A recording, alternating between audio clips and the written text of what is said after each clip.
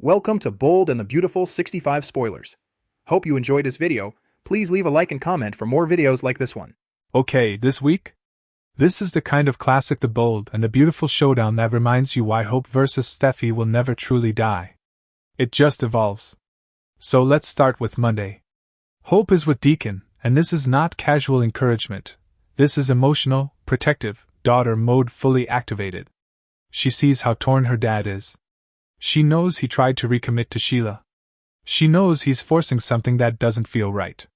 And Hope basically tells him what no one else will. Follow your heart. I really think this moment is important because Hope isn't thinking strategically. She's thinking emotionally. She wants her father happy. She's watched him fight for redemption for years, and now that he's finally found something real with Taylor, she doesn't want fear, or Sheila, dictating his future.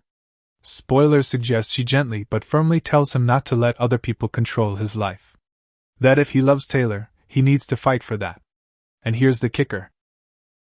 At the end of Monday, Steffy overhears it. She's at Forrester Creations, she hears Hope and Deacon talking in the office, and she doesn't interrupt. She listens. She processes. She waits. That silence? That's dangerous. Because Steffy isn't reactive when she overhears something. She strategizes. She waits until Deacon leaves, until the moment is right. And on Tuesday? That's when it explodes. The confrontation between Hope and Steffy ignites hard. Not passive-aggressive sniping. Not subtle shade. A full argument. Steffy comes in strong. Her position is crystal clear. Deacon and Taylor need to stay away from each other. Period. Not because of jealousy. Not because of control. But because of Sheila. And honestly? From Steffy's perspective, this makes sense. Sheila is volatile. Obsessive. Dangerous. Steffy has been directly harmed by her. So to Steffy, this isn't romantic drama, it's risk management. She believes Deacon pursuing Taylor could set Sheila off in ways no one can control. But here's where it gets layered. Hope doesn't see it that way. Hope sees Steffy once again dictating what her father can and can't do. She sees her dad sacrificing his happiness because everyone is afraid of Sheila's reaction. And she's done with it. I think this argument is less about Deacon and more about philosophy. Steffy argues from protection and control. Hope argues from autonomy and heart. Steffy likely says something along the lines of, "You don't understand what Sheila is capable of." And Hope probably fires back with, "You don't get to decide my father's future." That's the energy. Spoilers hint the argument gets personal fast. Old resentments bubble up. This isn't just about Deacon and Taylor, this is years of rivalry resurfacing. And I predict Steffy will accuse Hope of being naive, of underestimating the danger.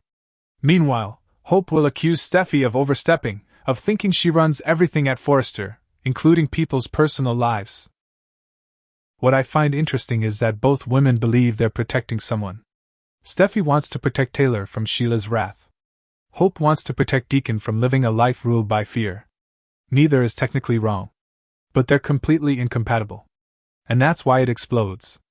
I also speculate that this confrontation could put Taylor in an even more complicated position. Because now she's not just caught between Deacon and Sheila, she's caught between Steffy and Hope. And if Taylor chooses Deacon publicly? That could fracture her relationship with Steffy. If she backs away? Deacon feels rejected again. Meanwhile, Sheila is lurking in the background of all of this like a storm cloud no one can control. That's what makes this week so tense. It's not just yelling for the sake of drama. There are real stakes. If Deacon follows his heart, Sheila could spiral. If he backs off, he loses something real. If Steffy pushes too hard, she alienates Hope even further. If Hope pushes too hard, she escalates tension with Sheila indirectly. And the biggest takeaway I have? This doesn't feel resolved by Friday. This feels like the start of a larger war, not just between Deacon and Sheila, but between Hope and Steffy all over again. And when those two go head to head, it's never quiet. And just when you think Deacon has heard every possible angle on this situation, the show gives us a quieter, more grounded moment that could end up meaning more than all the shouting at Forrester combined. Over at Il Giardino, Deacon is trying to keep busy behind the bar, doing what he always does when life gets complicated, working, staying in motion, avoiding his own thoughts. The lunch rush has slowed, the restaurant is calm, and that's when Deke catches him alone. This isn't a dramatic confrontation. It's not loud. It's not judgmental. It's honest. Deke can see Deacon is distracted. You can practically picture Deacon polishing the same glass over and over, lost in his head. When Deke asks what's going on, Deacon doesn't fully open up at first, but it's obvious he's torn. He tried to recommit to Sheila. He tried to do the safe thing. But his heart isn't in it. And Deke says something that cuts right through the noise. He tells Deacon that a man shouldn't stay in a relationship out of fear. That lands. Because that's exactly what Deacon has been doing, staying with Sheila to prevent fallout, to keep the peace, to avoid triggering her. Deke reminds him that life is too short to live walking on eggshells. If he loves Taylor, if that connection is real, he owes it to himself to be honest about it. Fear isn't a foundation. It's a cage. I really like moments like this because they ground the storyline in something relatable. Away from the power struggles and family wars, this is one man telling another, don't sacrifice your happiness just to avoid chaos. And you can see Deacon absorbing every word. He admits he does care about Sheila. There's history there. Loyalty. Shared battles. But what he feels with Taylor is different, calmer, healthier, something he didn't think he deserved. Deke doesn't tell him what to do. He just reinforces what Deacon already knows deep down. Following his heart might cause conflict, but ignoring it will cost him his future. I predict this conversation is going to echo in Deacon's mind when he next sees Taylor.